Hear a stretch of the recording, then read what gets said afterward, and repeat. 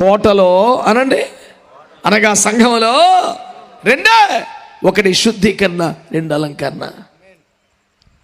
సంఘస్థులకు ప్రోత్సాహం ఉంటుందని మనం కోలాటం పెట్టానండి.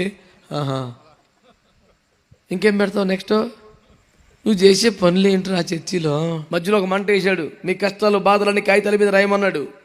రాసిన తర్వాత చప్పటి కొట్టి పంట చుట్టూ తిరిగి తైతకిలాడికి పాటలు పాడి కాగితాలు అందులేచాయి అన్నాడు.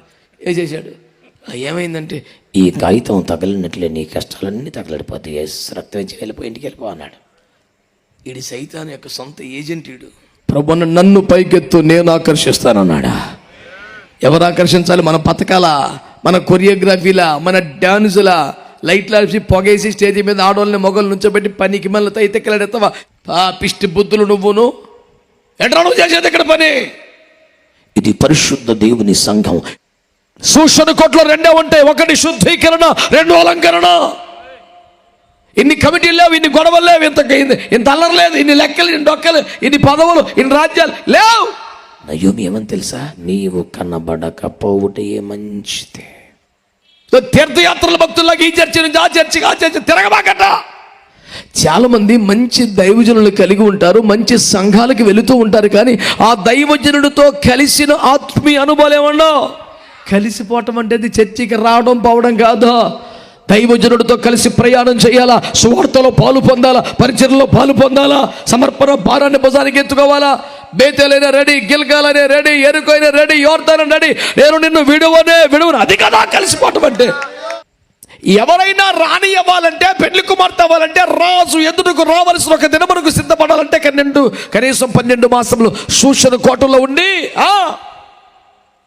బాహ్య ప్రపంచముతో సంబంధములు లేకుండా షండుల చేతికి అప్పగించుకొని హేగే వశములో ఉండి 6 మాసాలు శుద్ధీకరణ, 6 మాసాలు అలంకరణ, అంతే పెళ్లి కుమార్తె అవుతావు. స్తోత్రం చెప్పండి గట్టిగా.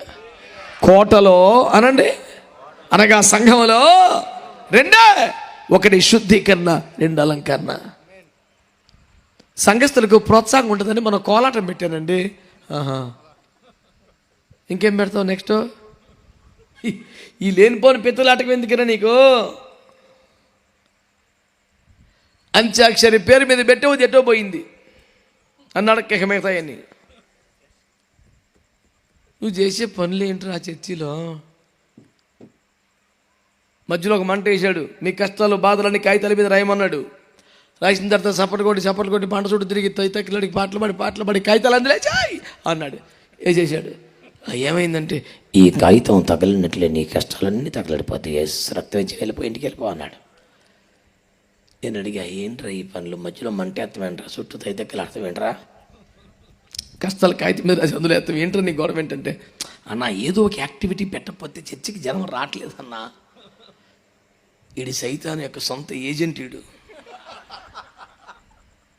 పిష్టి పనులని. ప్రభున్న నన్ను పైకెత్తు నేను ఆకర్షిస్తానన్నాడా. ఎవరు ఆకర్షించాలి? మన పథకాల, మన కొరియోగ్రఫీలా, మన డాన్సులా, లైట్లు వేసి పొగేసి స్టేజ్ మీద ఆడవాళ్ళని మొగలు నుంచోబెట్టి పనికి మళ్ళీ తైతెక్కలాడెత్తవా? శైతాన్కా బేటా, పిష్టి బుద్ధులు నువ్వును. ఎట్లా నువ్వు చేసేది ఇక్కడ పని? ఇది పరిశుద్ధ దేవుని సంఘం, ఇది పరిశుద్ధ దేవుని సేవ, ఇది పరిశుద్ధాత్మని సారథ్యం జరగాల్సింది. పరిశుద్ధ గ్రంథంలోని వ్యవహారం, పరిశుద్ధ రాజ్యమునిక ఆయేతపరిచే వ్యవహారం. ఈ పనికి మళ్ళీ ఎవరు నువ్వు చేసే పని? సూచన కోట్లో రెండే ఉంటాయి, ఒకటి శుద్ధీకరణ, రెండు అలంకరణ. ఇన్ని కమిటీలు లేవు, ఇన్ని గొడవలు లేవు, ఇంత అల్లరి లేదు, ఇన్ని లెక్కలు, ఇన్ని డొక్కలు, ఇన్ని పదవులు, ఇన్ని రాజ్యాలు లేవు. సంఘం అంటే రెండే, ఒకటి పరిశుద్ధపరచుకోవాలి, రెండు పెళ్లి కుమార్తెగా అలంకరింపబడుతుండాలి. ఇంకో 100 రకాల పనులే ఉండవు. ఇప్పటికి 4 ఏళ్ళ బట్టి చర్చకోతున్నాను, కమిటీలోకి తీసుకోలేదే అన్నాడు. అసలు ఏంటి కమిటీ ఏంట్రా? ఏదో కమిటీ అయ్యి అందరూ తీసుకో, నేను కొంచెం యాక్టివ్గా పనిచేస్తానంటే, నీ యాక్టివ్నెస్ ఉండాల్సింది శుద్ధీకరణకి. మురికి వదిలించుకో ఫస్ట్. రెండే, 100 రకాల యాక్టివిటీస్ ఉండకూడదండి. వాక్యం అంటుంది, నీకు బాహ్య ప్రపంచంతో సంబంధాలు తెగిపోయి సూచన కోటలోకి వచ్చి లోకం నుండి వేరేపోయి ప్రత్యేకించబడి సంఘముతోనే సహవాసము కలిగి హేగే వశమునికి అప్పగించుకొని షండుల పరిచయలో ఉండి వారి పర్యవేక్షణలో శుద్ధీకరించుకుంటూ అలంకరించుకుంటూ ఉంటే నువ్వు రాకడకు పిండి కుమార్తెలా సిద్ధపరచబడతావు. చేతులు దేశానికి స్తోత్రం చెప్పండి. హల్లెలూయా. పరిశుద్ధుడైన పరిశుద్ధాత్మ అనుభవం కలిగిన తన వైపు కాకుండా దేవుని వైపు త్రిప్పే ఒక దైవజనుడు ఉంటే నిన్ను రాకడకు సిద్ధపరుస్తాడని చెప్పుకున్నాం. రెండవ మాట, బాహ్య ప్రపంచంతో సంబంధం లేని లోక కార్యక్రమాలు ఏమీ లేని పరిశుద్ధపరచుట అలంకరించుట అనే కార్యక్రమాలు మాత్రమే కలిగిన ఒక మంచి సహవాసములో సంఘములో నాటబడితేనే, లోకానికి మరుగైతేనే, ఆ ప్రతిష్టలో నిలబడితేనే నువ్వు రాకడకు సిద్ధపరచబడతావని వాక్యం చెబుతుంది. చేతులెత్తి స్తోత్రం చెప్పొచ్చు కదా. హల్లెలూయా. రూతు బోయసు పొలమునకి వెళ్ళి అక్కడ గింజలు తెచ్చుకున్న తర్వాత మాట్లాడిన సందేశం గుర్తుందా మీకు? బిడ్డా, నువ్వు తిన్నది కాక నాకు పెట్టేవి ఎక్కడ తెచ్చుకున్నావురా అంటే, అమ్మా బోయసు పొలములో ఈ కనికరాన్ని పొందుకున్నాను అని చెబితే, నయోమి ఏమని తెలుసా? చాలా మంచిది బిడ్డ, అతని పనికత్తెలతో కూడానే పోవచ్చు, వేరొక చేనిలోని వారికి నీవు కనబడకపోవుటే మంచిదే. బైబిల్లో ఉన్న మాట కాదా? అది ఉపదేశం కాదా? వేరొక చేనులోని వారికి నువ్వు కనబడద్దు. తీర్థయాత్రల భక్తుల్లాగా ఈ చర్చి నుంచి ఆ చర్చి తిరగబాకట. స్థిరపడిపో, నాటుబడిపో. ఎవరిని పొనకమో కనికరం పొందుకున్నావో, పాదవి పొందుకున్నావు కాదు. కనికరం అంటే ఏమిటి? కుండలతో నీళ్లు తాగేదే. కనికరం అంటే ఏంటి? అదనపు పనిగా విడిచిపెట్టబడేదే. కనికరం అంటే ఏంటి? ఎవడు నీ మీద కన్నీయకుండా భద్రత ఏర్పాటు చేయబట్టం. పదవి ఇవ్వటం కాదు కనికరం అంటే. కమిటీలోకి తీసుకోవటం కాదు, డబ్బులు లెక్క పెట్టమని డ్యూటీ చేయటం కాదు. ఒక సరైన సంఘం, ఒక సరైన సహవాసం, వచ్చిపోయే వ్యవహారం సరిపోదు. ప్రభు వాక్యం నీతో మాట్లాడుతున్న వాక్యాలను అర్థం చేసుకో. దేవుడు తన వాక్యం ద్వారా నీతో మాట్లాడుతున్నాడు. ఏదో ఒక మాట, ఏదో ఒక విధానం, ఏదో ఒక పద్ధతి రాకడికి నువ్వు సిద్ధపడలేవు.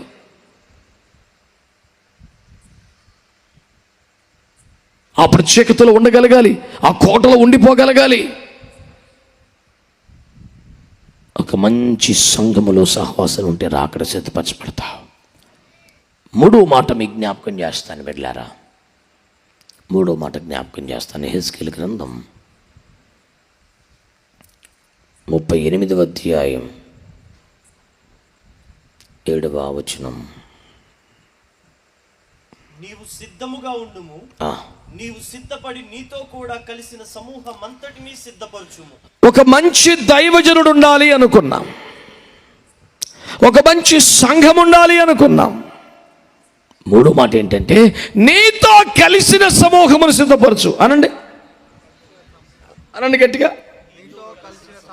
అంటే సిద్ధపరిచే దైవజనుడు ఉంటాడుగా, ఆ దైవజనుడికి సంఘం ఉంటుందిగా. అక్కడికి వస్తా పోతా ఉంటే చాలదట, అతనితో కలిసిన సమూహమునే సిద్ధపరుస్తారంట. చాలామంది మంచి దైవజనులు కలిగి ఉంటారు, మంచి సంఘాలకు వెళుతూ ఉంటారు, కానీ ఆ దైవజనుడితో కలిసిన ఆత్మీయ అనుభవాలు ఏమన్నా వెళ్ళి రావడమే. వందనాలు చెప్పిందే బరువు, అంతకన్నా ఏం చెయ్యం. నా మాట వినండి బిడ్డలారా. తలలో పైకెత్తన వైపు చూస్తూ ఈ మాటలు వినండి. లోతు అబ్రహాము దగ్గర అన్ని సంవత్సరాలు ఉన్నాడు కదా. అబ్రహామును విడిచిపెట్టలేనంతగా ఆయనతో కలిసిపోయాడా? ఛాన్స్ తగిలితే ఎగిరిపోయేలాగే ఉన్నాడు, ఎగిరిపోయాడు కూడా. గేహాజీ ఎలీషా దగ్గర పెరిగాడు కదా. ఎలీషా బుద్ధులు ఏమన్నా వచ్చినాయా? ఏమన్నాడు? ఈ డబ్బు తీసుకున్నటకు నా యజమానునికి మనస్సు లేకపోయాను కానీ నేను పోయి దానిని తెచ్చుకుంటున్నాడు. 5:22 రాసుల్లో ఆ మనసు రాలేదు. దైవజనుడి ఆత్మతో ఏకీభించడం లేదు. వాక్యం ఏమంటుంది? నీతో కలిసిన సమూహమును సిద్ధపరచు. లూకాసు వార్త 15లో 2 కుమారులు ఉన్నారు. చిన్నవాడు తప్పిపోయిన కుమారుడు అని అందరం అంటాం. పెద్దోడు పెద్ద సూపరు పీపత్సంలాగా నువ్వు దానికి ఎత్తుకుంటావు. కానీ ఆడేం చేసిన వ్యవహారం చూసావా? వాడు పొలంలో నుండి తిరిగి వచ్చే నాటికి తమ్ముడు తిరిగి రావటం, కృతజ్ఞత కూడిక ఏర్పాటు చేయటం, అంగరంగ వైభవంగా వాయిద్యకారులు పిలిపించి స్తుతి గీతాలు పాడుతూ స్తుతి ఆరాధన నాట్యం ఆనందం వింటూ బీభత్సంగా సాగుతున్న వేళ ఇంటికి వచ్చాడు. రాగానే అక్కడే ఆగి రోడ్డు మీద, రే మనం వెళ్ళేటప్పుడు ఆడావిడేమీ లేదు, ఇంతలోనే అన్ని సెట్టింగులు పెట్టారు, బీభత్సంగా ఆరాధన చేస్తున్నారు, ఏందంటావు అని ఈ పాలేరును పంపిస్తున్నాడు చూసిరారా అని. మరి యూజ్లెస్ ఫెలో, నువ్వు పెద్ద కొడుకు కదరా, ఇంట్లో ఏం జరుగుతుందో నేరుగా చొచ్చుకొని వెళ్ళి చూసి నాన్నగారు ఏంటిది ఏమైంది అని అడిగే స్వతంత్రం నీకు లేదా? నీ ఇంట్లో ఏం జరుగుతుందో తెలుసుకోవడానికి నువ్వు బయట మనిషిని పంపుతున్నావంటే నువ్వు ఎట్టాంటి కొడుకురా? నీలాంటి ఉంటే లేకపోతే అసలు కన్న తండ్రి మీద ఈడు ఎంక్వైరీ పెడుతున్నాడు. అసలు అరే ఏం జరుగుతుందో చూసిరారా, అయ్యా మీ చిన్న తమ్ముడు వచ్చాడు, నాన్నగారు కొట్టం పెట్టారు, మంచి ఆర్కెస్ట్రాని పిలిచారు, బీభత్సంగా అవుతుంది అని చెబుతున్నాడు. ఓహో ఆడొచ్చాడా, ఆడుస్తే ఇంత కూటం పెట్టాడా, మనకేమి ఇచ్చాడంట. నిప్పు దొక్కిన కోతిలాగా బయట ఎగురుతున్నాడు వీడు. ఈడెవ్వరం అంతా బాబు తెలుసుగా చూశాడు. రే పెద్దోడా వచ్చాయి, తమ్ముడు వచ్చేసాడు, హల్లెలూయా అన్నాడు. అందుకేగా నేను రాను అన్నాడు. తెలుసుగా, చిన్న కుమారుడు కోసం ఎదురు చూస్తాడు కానీ ఏనాడు రోడ్డెక్కలా. కానీ పెద్దోడు కోసం రోడ్డెక్కాల్సి వచ్చింది. ఇప్పుడు పరుగు నెల్లి, అదేంట్రా తమ్ముడు వచ్చాడ్రా, ఎంత ఏడ్చాంరా. మరి అదే ఆ పోయినోడు కోసం ఏడ్చకూడదు, ఉన్నావు నేను చూసావు కనుక నువ్వు. ఇప్పుడు ఆడొస్తే ఈ నీ కుమారుడు ఈ నీ ఆస్తిని వేశ్యలతో పాడు చేస్తే ఆడికి మళ్ళీ కృతజ్ఞత కొట్టం పెడుతున్నావు అని పళ్ళు పట కొరుకుతున్నాడు. అదేంట్రా తమ్ముడు అంటలేదు, మన అంటలేదు, నీ కుమారుడు నీ ఆస్తి అంటున్నావు, నువ్వు ఎవడవరా అంటే మేము మరి పెద్ద కుమారులము కూతురు ఆ ఇంట్లో ఉన్నవారము, మరి మన ఆస్తి అన్నాలుగా, మన తమ్ముడు అన్నాలుగా. ఆడు సంఘానికి వస్తాడు కానీ సీనియర్ మెంబర్ కానీ కుదురుగానే ఉంటాడు కానీ తప్పిపోయినాడు కాదు కానీ బాబుతో కలవడాడు. ఆయన సంతోషంలో కలవడం, ఆయన దుఃఖంలో కలవడం, ఆయన ఏడితే ఏడవడం, ఆనందపడితే ఆనందం ఎందులో ఉన్నాడో సపరేట్గా దూరంలో చూస్తుంటాడు. ఆడి 100 ఎంక్వైరీలు పెడతాడు, దెప్పి పొడిపోయి మాటలు మాట్లాడతాడు. ఇంతగా ఎవడాడు? క్రమశిక్షణ కలిగిన పెద్ద కొడుకు. నీలాంటి తోడు ఉంటాం కన్నా పిల్లలు ఎవరు పేనం ఆగికుందరా. ఊరందరూ ఏం చెప్తున్నారు? చిన్న కుమారుడు బయటికి వెళ్ళిపోయాడు, వేశ్యలతో పాడు చేశాడు, తండ్రికి అవమానం తెచ్చాడు. పెద్దవాడు చాలా మంచోడు, నీకు అదే తెలుసు. పెద్దోడు గురించి చాలా బాబునోడికి చెప్తాడు. ఆడింట్లో ఉంటాడని చెప్తే దుఃఖంలో పాలు పొందడు, సంతోషంలో పాలు పొందడు, దేనికి ఏకీపించడు. నేను అంటున్నాను, కలిసిపోవటం అంటే అదేనా? పెద్ద కొడుకు ఇంట్లో ఉంటాడు, కలవడు అసలు. కానీ ఎలీషాను చూడు, నాన్న దేవుడు నన్ను గిల్గాలుకు వెళ్ళమన్నాడురా, నువ్వు ఇక్కడ ఆగు, యెహోవా జీవముతోడు నీ జీవముతోడు నేను నిన్ను విడువను. సర్లేరా 10 అడుగులు వేసాడు. నాన్న దేవుడు నన్ను బేతేలికి వెళ్ళమన్నాడు రా, నువ్వు ఇక్కడ ఆగు, యెహోవా జీవముతోడు నీ జీవముతో నిన్ను విడువను. 10 అడుగులు వేసాడు. నాన్న దేవుడు నన్ను ఎరుకోకి వెళ్ళమన్నాడు రా, యెహోవా జీవంతో నిజం నిన్ను వదలా అన్నాడు. ఎట్టు కాదురా, ఈసారి నన్ను యోర్దాన్, అమ్మో యోర్దానా నేను దాటలేను, అట్టయితే బాయ్ అనలా, యోర్దానే నిన్ను విడువని అన్నాడు. సర్లేరా, స్తోత్రం చెప్పండి. కలిసిపోవటం అంటే అది చర్చికి రావడం పోవడం కాదు.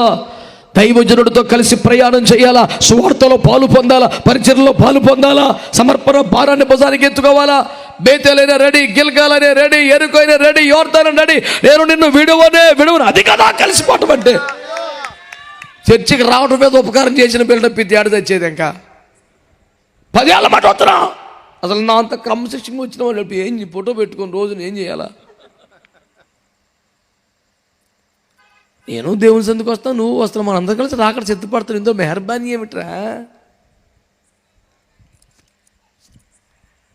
అన్ని తింగర మాటలు, సైతాన్ని మాటలు, ఎక్కడినుకో ఏ ఫేస్బుక్లో విన్నావు ఈ పనికిమాలిన మాటలన్నీ. ఆ పెద్ద కుమారుడు చూడు తండ్రితో కలవటం లేదు, లోతు చూడు సరిగ్గా కలిసి అవటం లేదు, గెహాజీ చూడు సరిగ్గా కలిసి కావటం లేదు. నిన్నగాక మొన్న వచ్చిన రూతమ్మను చూడు, అమ్మా జరిగిందేదో జరిగింది, ఇంటికి వెళ్ళిపో బిడ్డ. నాన్న తన బిడ్డను భారం అనుకోడుగా, ఏదో ఒక దారి చేస్తాడులేమ్మా, మళ్ళీ చిగురింపజేస్తాడు, వెళ్ళిపో తల్లి అంటే, మీరన్న మాట నిజమేనమ్మా, ఇంటికి వెళ్తే నాన్న నాకు మళ్ళీ పెళ్లి చేస్తాడు, ఏదో నా భవిష్యత్తు కోసం తిప్పలు పడతాడు, కానీ నేను మళ్ళీ పాత జీవితానికి వెళ్ళిపోవాలి, నిజ దేవునికి సంఘానికి సహవాసానికి దూరం అయిపోవాలి. నాకొద్దు. నీ దేవుడు ఎప్పుడైతే నా దేవుడు అయ్యాడో ఇక నా జనం ఎవరు లేరు. నీ జనమే నా జనం. నీ జనము నా జనమయ్యాక నీ నివాసమే నా నివాసం. నీ నివాసమే నా నివాసం అయ్యాక నీవు మృత్యుందుచుండుచు నేను మృతి చెందుతాను, కానీ ఇంకొక చోటకి నేను వెళ్ళను.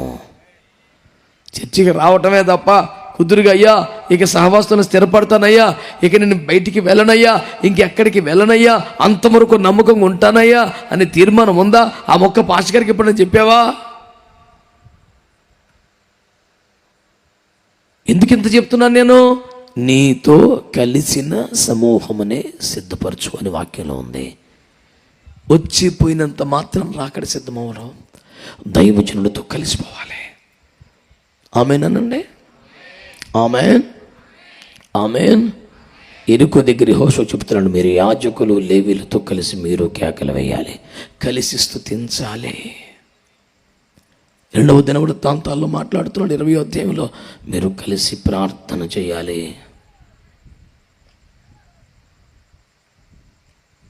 ఆమేన్. పౌలు అంటాడు ఫిలిప్పీ 1లో, సువార్త విశ్వాస పక్షముగా నాతో కలిసి పోరాడండి. మత్తయి సువార్త పనులు నాతో కలిసి సమకూర్చండి. మత్తయి సువార్త 25, 26, 41లో నాతో కలిసి ప్రార్థన చేయండి. ఈ వాక్యాలను నెట్టిపోయినాయి. దైవజనంతో కలిసి సువార్తలో పాలు పొందాలి, దైవజనంతో కలిసి పరిచయం చేయాలి, దైవజనంతో కలిసి ఆరాధన చేయాలి, దైవజనంతో కలిసి ప్రార్థన చేయాలి, దైవజనంతో కలిసి దేవుని కొరకైన పోరాటం చేయాలి. కలిసిన వారే రాకడకు సిద్ధపరచబడతారు. 3 మాటలు ఆయన త్వరగా వచ్చుచున్నాడు, సిద్ధపడాలి. మనంతట మనమే సిద్ధపడిపోగలమా? లేదు. మనల్ని సిద్ధపరిచే ఒక దైవజనుడు ఎవరు? పరిశుద్ధ జీవితం కలిగి పరిశుద్ధాత్మతో నింపబడి తన వైపు కాక దేవుని వైపు తిప్పే ఒక సేవకుడు కావాలి. రెండవది లోకమునకు వేరే కోటలోనే అక్కడే జీవితం, శుద్ధీకరణ, అలంకరణ తప్ప ఇంకా ఇతర రాజకీయాలు వ్యవహారములు ఏమీ లేని ఒక సత్తువు గల సంఘములో నాటుబడిపోవాలి. 3వది దైవజనుడితో కలిసి ప్రార్థన, ఆరాధన, సువార్త, వాక్యానుసరణ, పోరాటాలు అన్నిట్లో కలిసి ఉండాలి. ఇలా అయితే ఒక వ్యక్తి రాకడకు సిద్ధపరచబడతాడు. ఈ క్రమాలు మనము గ్రహించిన వారమై చర్చికి వెళ్తున్నాం, కానుకలు ఇస్తున్నాం అనే దగ్గర ఆగిపోకుండా ఈ శ్రేష్టమైన ఉపదేశ సారం ఒక మంచి దైవజనుని కలిగి లోకమునికి వేరే సంఘములో శుద్ధీకరణ, అలంకరణ మాత్రమే ఉన్న ఉపదేశములో స్థిరపడిపోయి అలాంటి దైవజనులతో కలిసి పరిచర్యలో సాగుతూ రాకడకు సిద్ధపడండి. దైవ కృప ఈ విరితిగా మీ అందరికీ సహాయం చేయునుగాక. తలలు వంచి కళ్ళు మూసుకుంటే ప్రార్థన చేద్దాం. తలలు వంచి కళ్ళు మూసుకోండి. అందరము కూడా స్వరమెత్తి చేతులెత్తి ఒక్క నిమిషమైన ఆగకుండా యేసయ్యకి థ్యాంక్స్ చెప్దామా? ఇంతగా ఆయన మనకు సహాయం చేశాడు, ఇంతగా ఆయన మనతో మాట్లాడారు, ఇంతగా ప్రభువు మనల్ని నడిపించారు. చక్కగా థ్యాంక్స్ అని, స్తుతులని, స్తోత్రములని చెప్పండి. ఒక క్షణం ఆగకుండా చేతులెత్తారు కానీ స్వరమెత్తాలండి.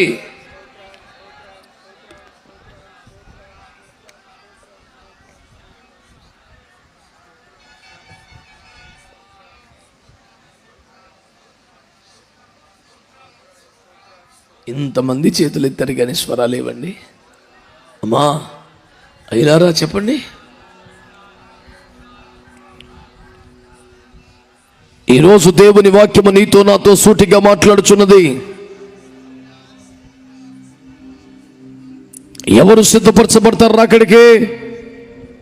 రాకడ కోరుకున్నంత మాత్రాన, రాకడ ఇష్టపడినంత మాత్రాన చాలు.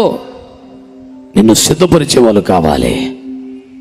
పరిశుద్ధ జీవితము కలిగి పరిశుద్ధాత్మత నింపబడి తన వైపు కాక దేవుని వైపు త్రిప్పుకునే ఒక దైవజనుడు కావాలి.